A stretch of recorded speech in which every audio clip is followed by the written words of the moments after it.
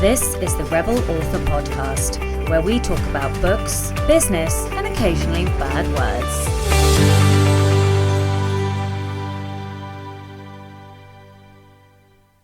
Hello everyone, and welcome back to the Rebel Author Podcast. Today is episode 7. Let me just apologise for my voice. I'm a bit croaky today. I'm a little bit under the weather.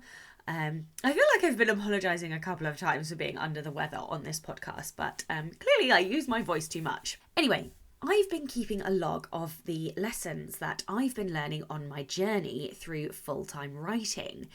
I intend to do 3 months, 6 months, 9 months, and then a year, and then I will post every year thereafter. So a few more this year than in later years. Anyway, I've just posted up slightly late, but the lessons that I've learned from being not being employed for 6 months.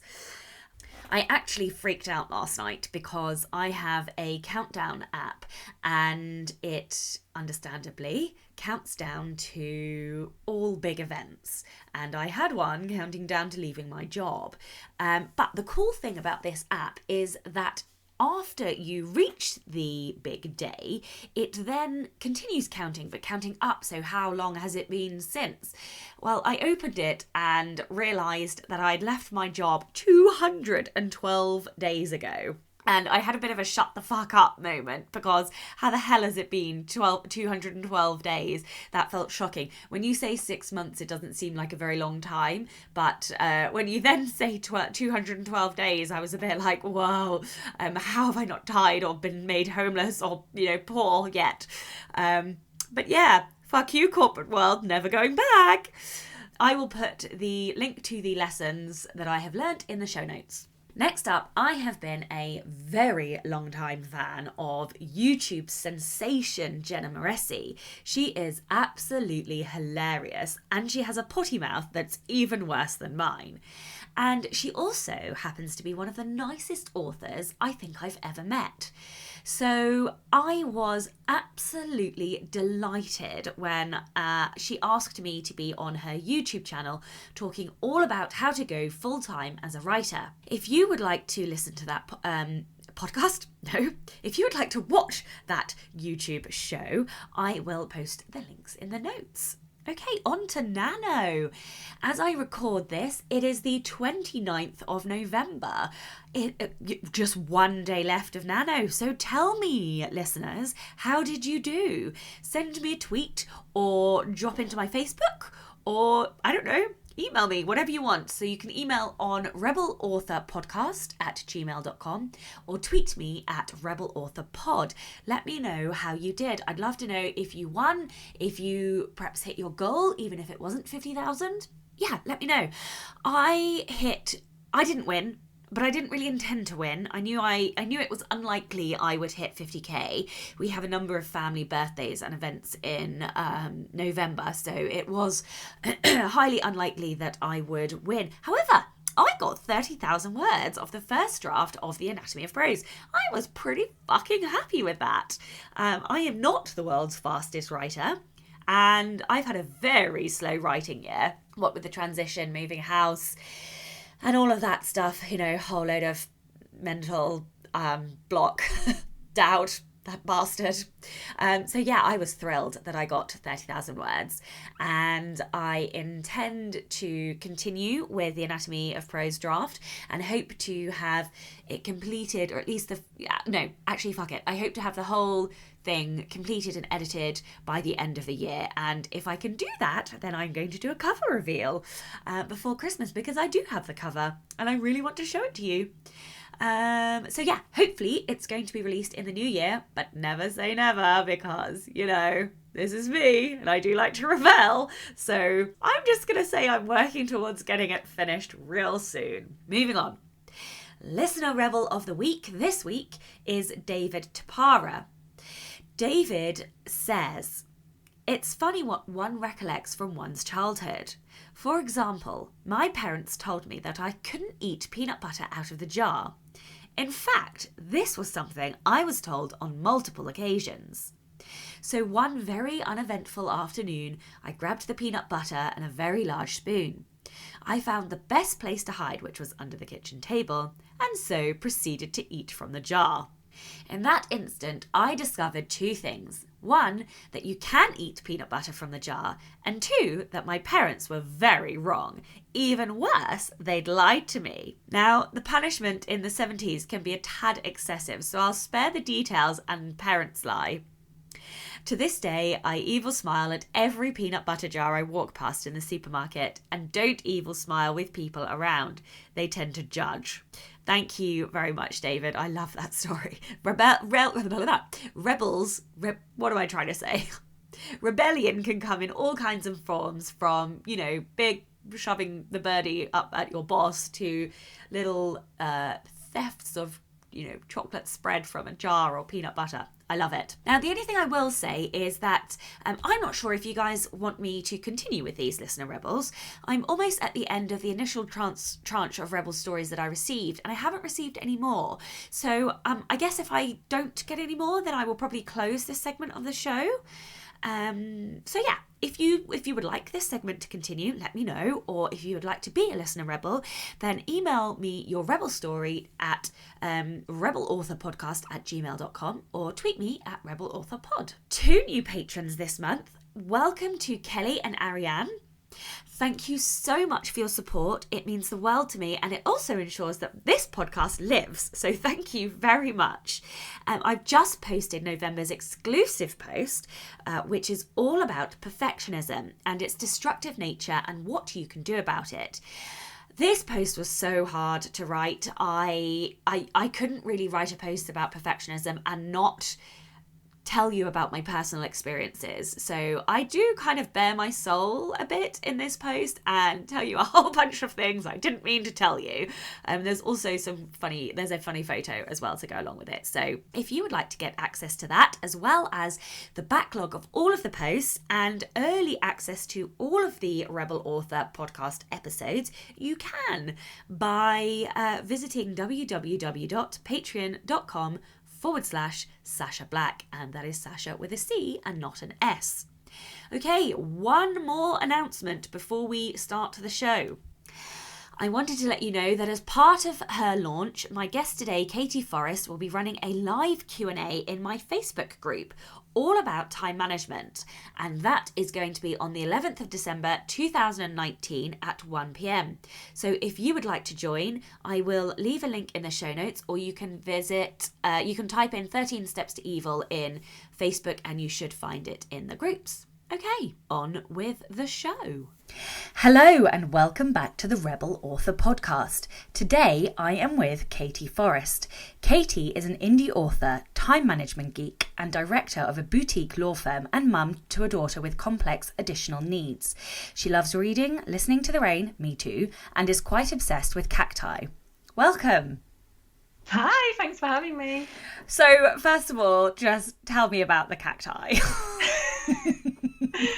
So, okay, here's the thing. I loved cacti before everybody else in the world did. So I'm quite annoyed that cacti is really cool now and everybody pretends they're a cacti fanboy. That's what they all say.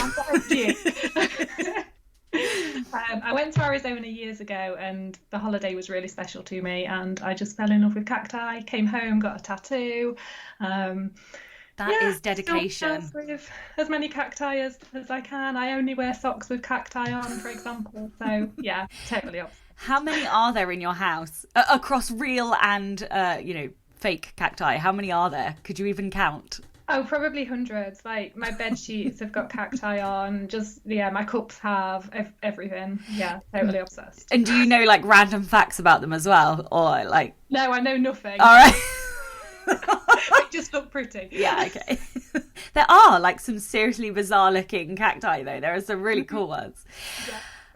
Okay, random tangent aside, we are here to talk about time management, and you are a self-professed time management geek, and you are also writing a book about time management.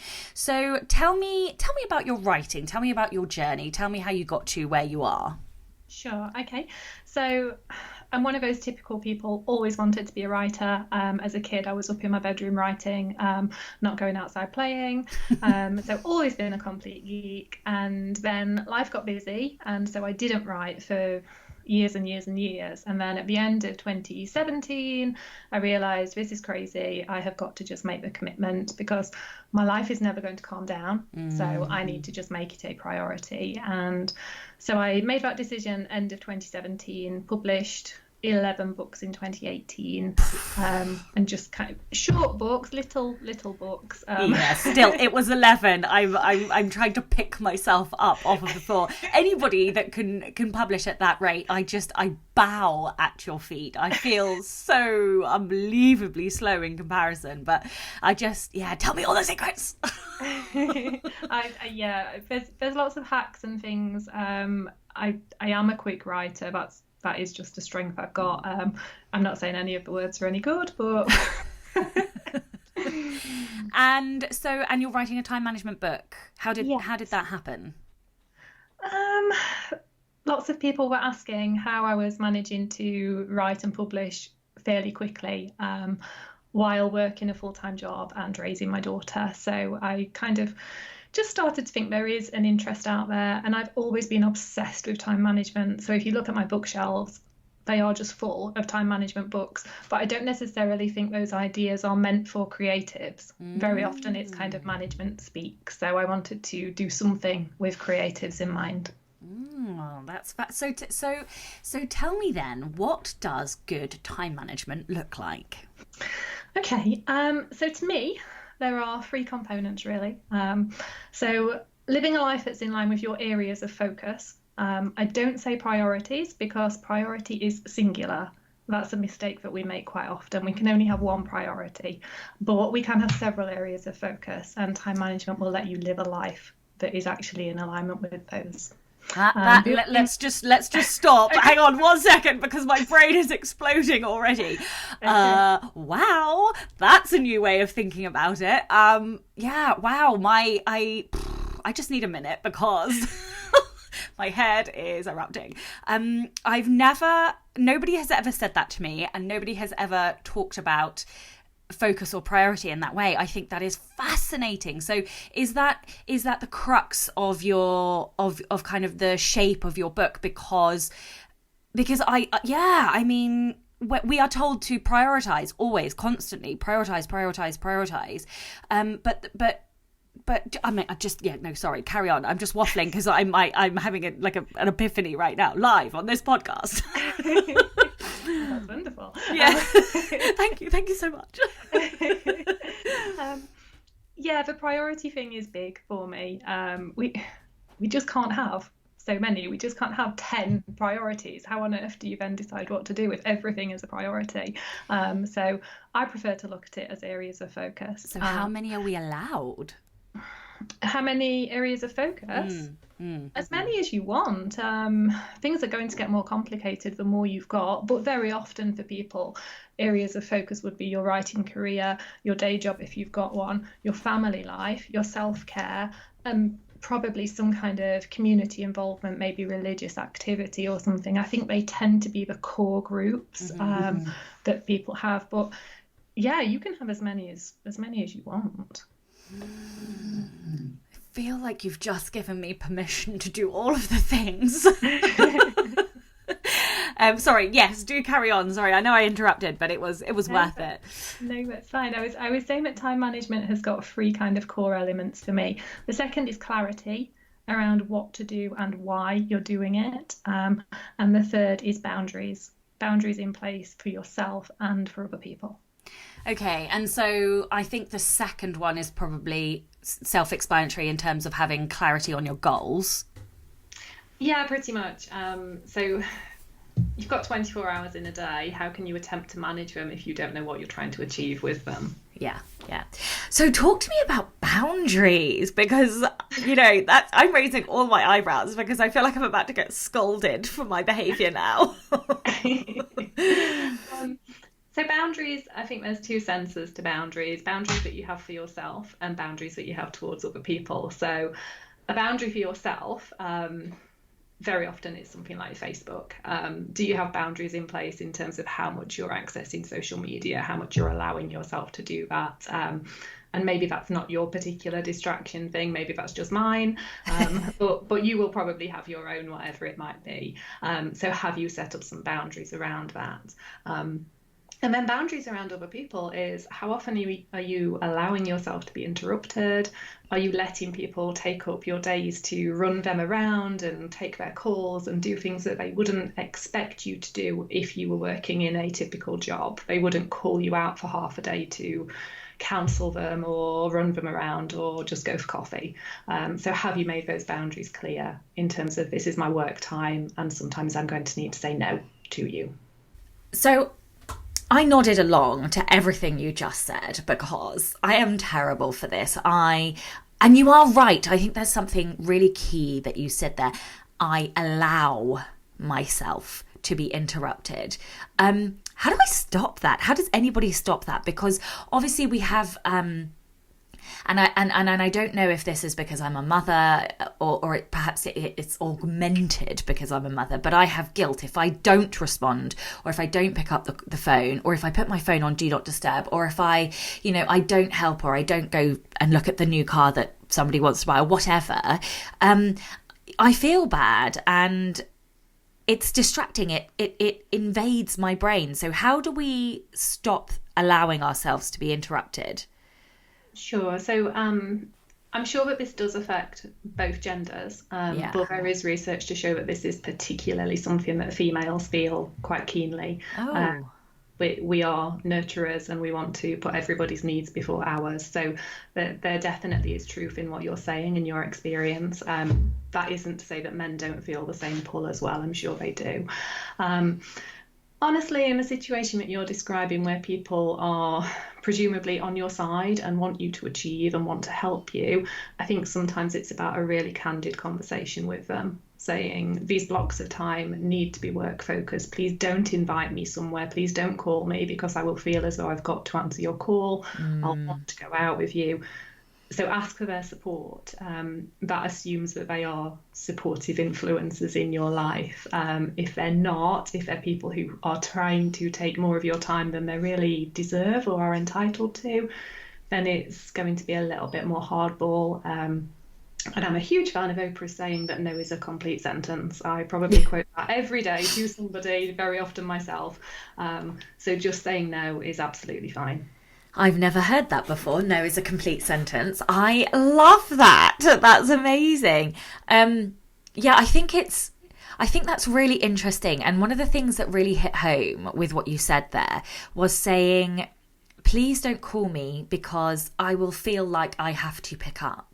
And that is so true. That really is the crux of it. And actually just communicating that and explaining that when you text me or when you call me, even if I have, the do not disturb on or whatever, if you have Macs and iPhones, everything's connected, it all populates across your computer. It's true. I do feel like that. And actually just having that, being truthful and saying I feel like I have to pick up and answer, that places the onus of the problem on yourself and not to the other person. And I think that's probably quite key in not letting your family feel like they are the problem, I suppose. Yeah, sure. I think for most of us, writing is taking time away from our loved ones. Yeah. So we always need to be respectful of that and make sure we're balancing giving them the time that they need. Yeah, definitely. Absolutely. Okay, so tell me about the phrase busy work, because I've heard you say this. I say this all the time. I am busy. I'm really busy. I'm too busy. I can't, blah, blah, blah. And I think that we all fall prey to this. So can you explain what busy work is? What busy work is in air quotes versus what productive work is? Yeah, sure. The challenge here is that busy work is genuine work. So busy work is something that needs to get done. So if you need to unload the dishwasher, of course, you've got to do it. You can't. Nobody needs to do that, darling. But these are they're not imaginary jobs, and that's what is so difficult about them. ultimately, busy work is not your priority work. It's not work that is directly going to move you forward. And when you're looking at what you're doing and whether it is productive work or busy work, one of the questions I ask myself is this something that only I can do? And if the answer is no, it's probably closer to being busy work. And that isn't to suggest that you need to be outsourcing everything apart from your core areas of focus, which for a writer are probably going to be the writing and not much else. Pretty much everything else could be outsourced. I'm not saying go out and do that, but that question will help you stay on track in terms of, is this productive or busy work? Yeah, and I think it also helps you to understand what is urgent, because I think there is I know I really struggle with my inbox. My inbox is the bane of all of my problems, because I use it a bit like a to-do list. So if that you have that horrible red notification that's like, danger, look at all your to-do list,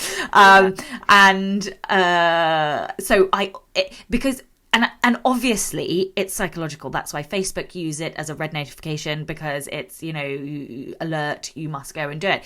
And it's color psychology, I suppose. But 9 times out of 10, the things in there are not urgent, but they feel urgent. So I definitely think there is, truth in and logic, and I have to cling to what you're saying. Yes, absolutely. If someone wants to evaluate and change how they're using their time with a view to being more productive, where the hell do they start? Sure. So I think it comes down to being totally honest with yourself about how you're currently spending time.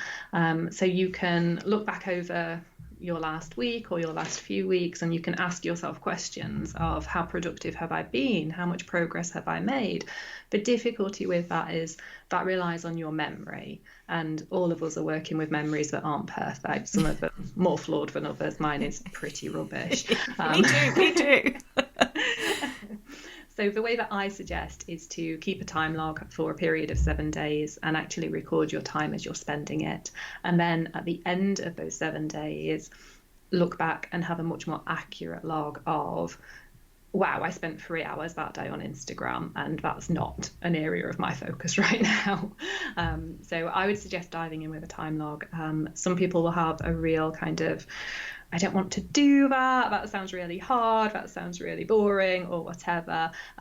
So the questions are certainly a start, questioning how well you have spent your time, but you will get more of an accurate answer if you're prepared to keep a time log for a few days. And so what should they look for in that? What patterns should they try and spot, or, in order to be able to then think about how to do things differently?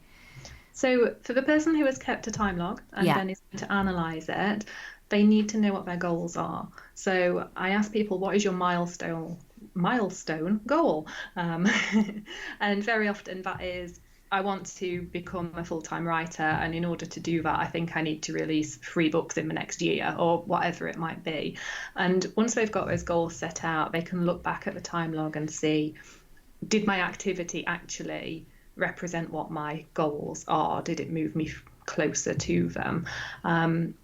And just being brutally honest with that. And I think a lot of us know, if we look at a time log and it's there in black and white, a lot of us can see, I spent too much time on social media. I spent too much time doing errands that I didn't need to do, and whatever it might be. Yeah. So I will confess to having done this prior to the podcast, because I'm nothing if not an experimenter. And Katie was brutally honest with me. But I am... No, it's fine. I needed it. I needed the slap bum. No. So... What did it show? Okay, so the time log that I used had 15-minute slots, which does sound scary, but actually it ended up being quite easy, and I didn't have to fill it in every 15 minutes. If, for example, I was doing deep work and I worked for 2 hours editing, then at the end of those 2 hours I just filled in editing. Now, the interesting thing for me that the thing I also found interesting was that I put in what I achieved. So I would write down how many words I'd got done in that section or whatever. And that has also helped me to understand how long tasks will take. But little things like my mornings were always ruined by my inbox. There's a theme here, guys. So I've done something small as taking my mail app off of my home screen and putting it onto a different home screen. It's a tiny tip, but it has made the world of difference because I no longer see it when I pick up my phone in the morning to check how late I'm going to be for school run. And I don't check it now until I come back and I can choose to do it. So it's little things like that. You can see patterns in your behavior. Oh, every morning the first thing I do is check my phone. Every morning the first thing I do is look at Facebook or, whatever. So yeah, I think this is an amazing task for everybody to do. So let's talk about mindset and productivity. Do you think that there's a shift a person needs to make in order to be genuinely more productive? Yes, definitely. This might be quite controversial, but we like controversial here. I think the idea of us as tortured artists who need to drink whiskey and smoke cigars and wait for the muse to turn up, I think that is one of the biggest disservice that we have kind of done to ourselves as creatives. So the mindset shift really is realizing that this is a business, and whatever your day job is or used to be, you probably didn't get the option of saying, I really don't feel like writing these reports today. I really don't feel like driving this truck today, whatever. You had to go and you had to turn up. And I think the mindset shift is realizing you have to do the same for your writing if it's a business to you, not just a hobby. Yeah, there's a reoccurring theme on this podcast where I tend to say "suck it up, princess," but it's kind of true because that was one of the shocking revelations. I now write full time. Well, I say write. I work for myself full time, and one of the things. The shocking realizations is that when you are employed by the man, if you have an off day, you are still going to get paid the same amount of money at the end of the day. That's not going to happen anymore. And so there is an element of suck it up, baby. I don't feel well today. I've turned up. I've still done editing. I'm still doing a podcast because if I don't, we don't earn. I think the other thing that you've mentioned is honesty with yourself. Yes. And I think that's a real mindset shift, because if you really want to change your habits and be more productive, the only way you can do that is by being brutally honest with yourself. And I think that is a huge, huge shift in somebody's mindset. Hit me with some easy wins for somebody who wants to be more productive. What can they do? Okay, so the most common piece of advice I would give to a writer is get your words done first. This is going to be life-changing for the majority of people listening, if they will just give it a try. Get up and get your writing done first. I am not saying sleep less. People hear that and they imagine that they've got to get up at 3 o'clock in the morning and they're going to be exhausted. I'm not suggesting that, but if you could maybe get up half an hour earlier and go to bed half an hour earlier, so you're losing no sleep, but you've got 30 minutes quiet time to get those words done, that's an incredible feeling to take through the rest of the day. Other easy tips. People focus quite often on technology and smartphones and, oh my goodness, we're so distracted because of all of this stuff. Actually, I think they're some of the easiest things to tackle. So as you have said, move your distracting apps away from your home screen or uninstall them from your phone. 2/3 of people have never changed the notification settings on their smartphone. No way. Seriously. So if you're one of those 2/3 of people, that would be a great first step. Go in there, and if you're getting notifications for Etsy and eBay and Amazon and a gazillion other apps, you probably don't need all of them pinging you all day long. So that would be a really great first actionable tip. Yeah, that's fantastic. I can't believe that. I turned mine off probably 2 years ago, and it does make a radical difference. Although you do still have to be conscious of your app usage, because you can very easily revert back to, well, I'll just have a quick look, and then an hour's gone by in a black hole of Instagram stories. Absolutely. And the other thing you can do if that becomes a problem is you can set up limits. I'm an iPhone user, so I don't know about other phones, but I would imagine all smartphones have similar functions. You can limit particular apps or categories of apps. So I have a 45-minute a day limit on my social media apps, and that's enough time. Like, if I'm on there longer than 45 minutes, I know I'm wasting time, let's be honest.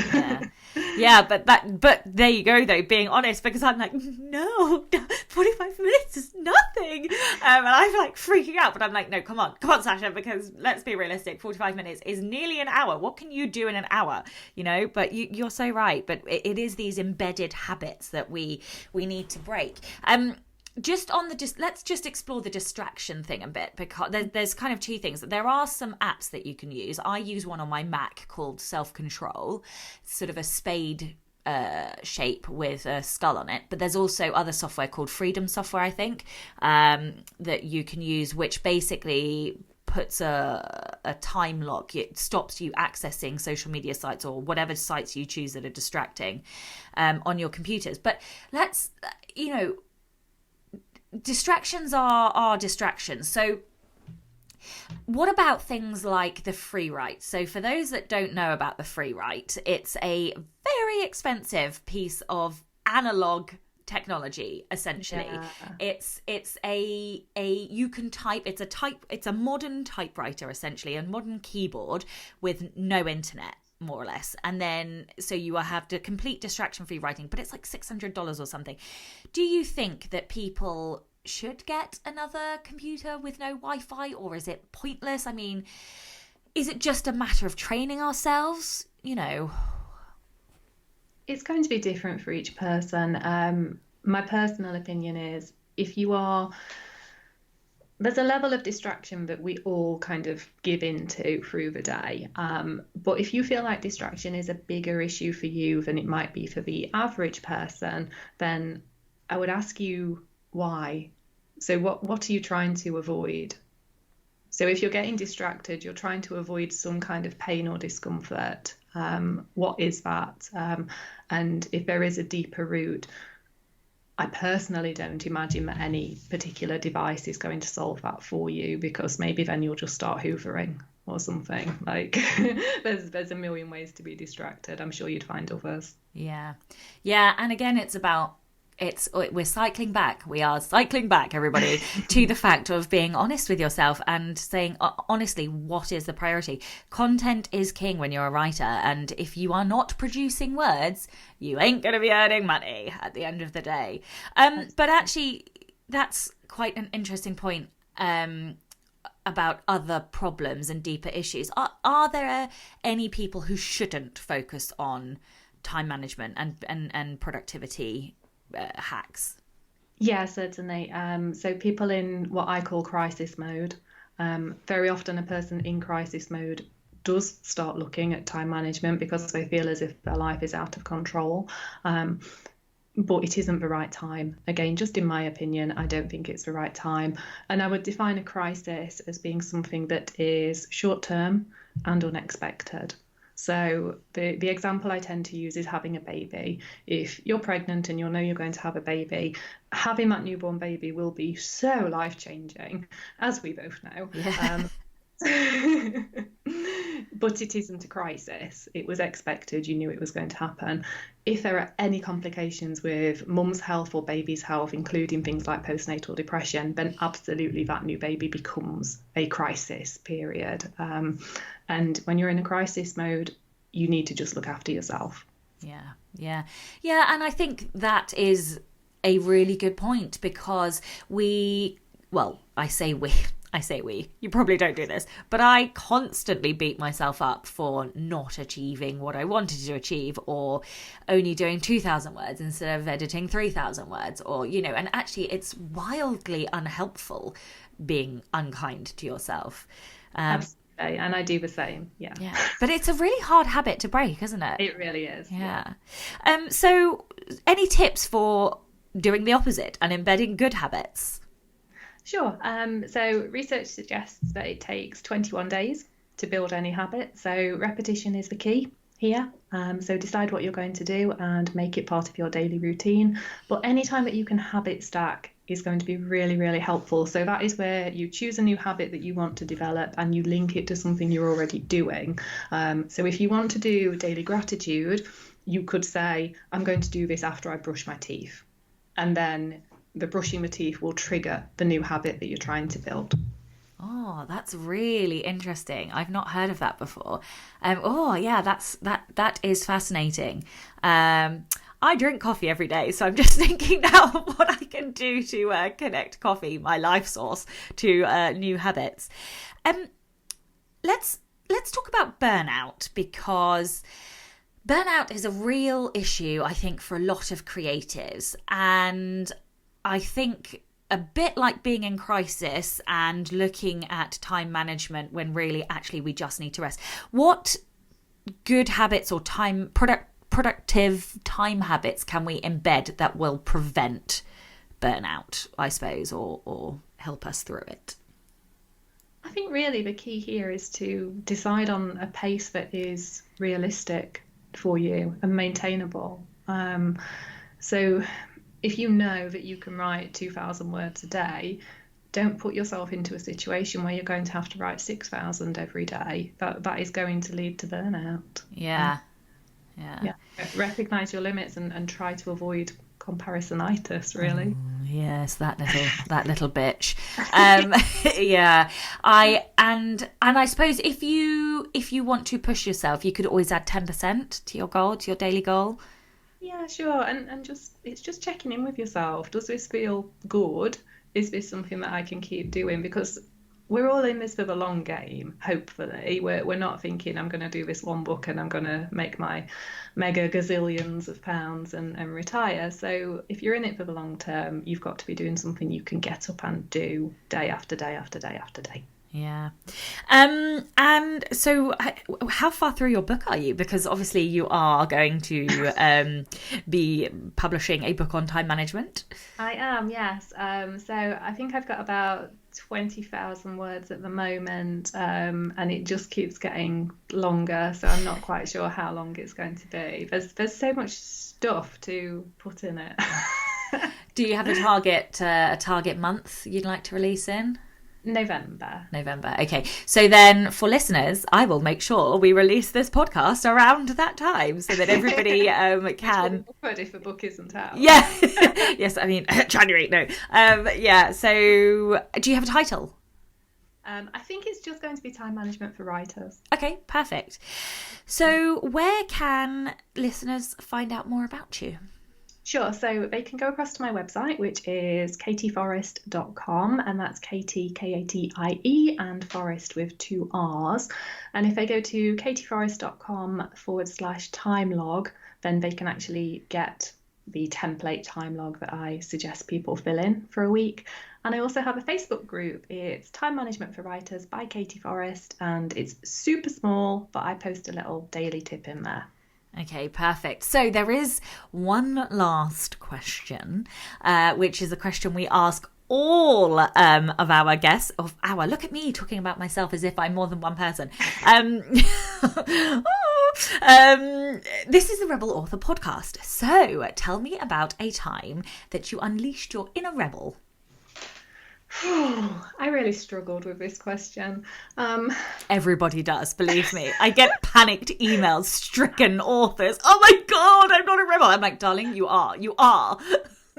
So the thing that kept coming to mind when I was thinking of how I could answer this is just that my whole life has been a rebellion, really, which sounds ridiculous.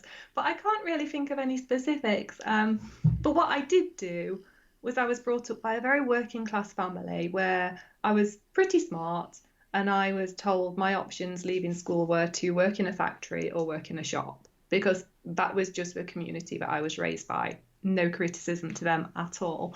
And I just kind of pissed all over that really, and just made it up as I went along every single day since. So I guess that's it. You are a true rebel. Your rebel is in your very soul. I love it. So thank you very much for your time. Thank you to everybody listening, and thank you very much to patrons. If you would like to support the show and get early access to all the episodes, you can by visiting www.patreon.com/Sasha Black. I'm Sasha Black. You were listening to Katie Forrest, and this was the Rebel Author Podcast. Next time, I'll be talking to Brian Cohen all about how to master AMS ads. I'll also be chatting to him about his 5-day Amazon challenge and what that entails. You don't want to miss it. Don't forget to tune in and subscribe on your podcatcher. And when you have a moment, please leave a review.